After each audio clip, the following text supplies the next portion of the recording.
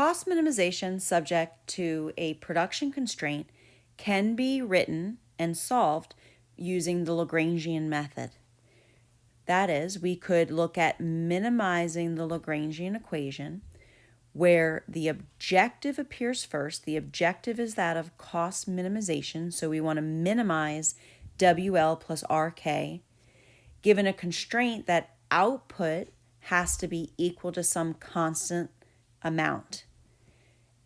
We would then look at the first order conditions where we have three partial derivatives of the Lagrange equation, each with respect to each of the variables, labor, capital, and the Lagrange multiplier, set to 0. Now, don't worry, I'm not going to make you do this, but I want you to see that just like in consumer theory, in firm theory, we could use the Lagrangian method to solve the problem of cost minimization. But I'm not going to make you do that this time because what I hope you learned in consumer theory is that this formal method of constrained optimization, here constrained minimization, really just leads us to the two more intuitive conditions we saw. One is called the tangency condition, and the other is called the equal bang per buck condition. Let's look at each of these more closely on the following slide. Again, there are two equivalent conditions for cost minimization subject to an output constraint. The first is the tangency rule.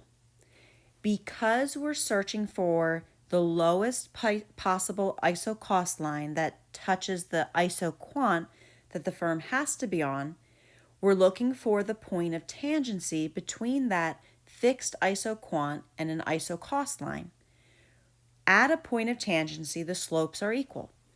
The slope of the ISO quant, remember, is called the MRTS, and the slope of the ISO cost line can be written as W over R. So, cost minimization given an output constraint can be found by starting with the tangency condition. Like in consumer theory, this tangency condition can also be represented in terms of bang per buck.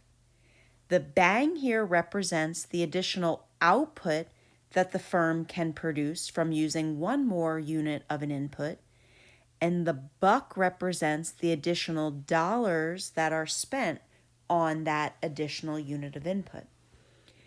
Like in consumer theory, we see that the optimal bundle of inputs is one at which the bang per bucks are equal. I'm going to talk about this on the next slide. Consider a firm that has a quota or a goal or a constraint of producing Q0 units of output. Now let's say the firm is initially producing that level of output using input bundle E. I want you to notice that at input bundle E, the ISO quant is steeper than the ISO cost. When the ISO quant is steeper than the ISO cost, the slope of the ISO quant, called the MRTS, is greater than the slope of the ISO cost, which can be written as W over R. When that's true, that necessarily implies that the firm gets a higher bang per buck from labor and a lower bang per buck from capital. You can see that mathematically by doing some algebra. What algebra? Well, go back and look at the help sheet from consumer theory called bang per buck. I lay out that algebra there. I want to focus right now on more of the intuition of that. At point E, the firm is not at the cheapest input bundle, which we know because E is not a point of tangency. The lowest cost line is at bundle A. So E is the wrong bundle and A is the right bundle. Let's compare what happens to labor and capital when we move from the wrong bundle of E to the right bundle of A. From E to A, the firm's moving away from capital and towards labor. The fact that the firm's moving towards labor is how we know that labor must have had the higher bang per buck. The fact that the firm is moving away from capital is how we can know that the capital's bang per buck must have been lower. I think most people get this in reverse, that if you knew labor had the higher bang per buck and capital the lower bang per buck, you would know, yeah, the firm should use more labor and less capital. Well, that's what I'm saying here. Because we move from E to A towards labor and away from capital, that alone implies that labor must have had the higher bang per buck and capital the lower bang per buck.